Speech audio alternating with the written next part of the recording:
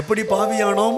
ஆதாமுக்கு பிறந்ததுனால பாவிகள் ஆக்கப்பட்டோம், அவ்வளவுதான். எந்த பாவத்தின் கிரியை செய்யாம ஒரு மனிதனுடைய கீழ்ப்படியாமையினாலே எல்லாரும் பாவிகளாக்கப்பட்டார்கள்.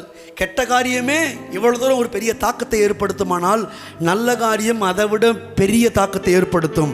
அதனால தான் சொல்றாரு பைபிள், ஒருவருடைய கீழ்ப்படிதலினாலே, கையை தட்டுகின்றேன், ஒரு மனிதனுடைய கீழ்ப்படியாமையினாலே எல்லாரும் பாவிகளாக்கப்பட்டார்கள். அது எப்படியோ ஒரு மனிதனுடைய கீழ்ப்படிதலினாலே எல்லாரும் நீதிமான்கள் ஆக்கப்படுவார்கள்.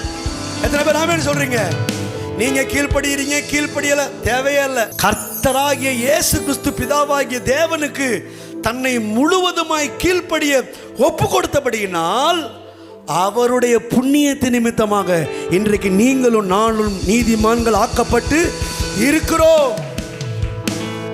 ஹல்லேலூயா. உங்க அன்பிற்கு ஈடே இல்லை, உங்க பாசத்திற்கு நிகரே இல்லை. உங்க அன்பிற்கு, உங்க பாசத்திற்கு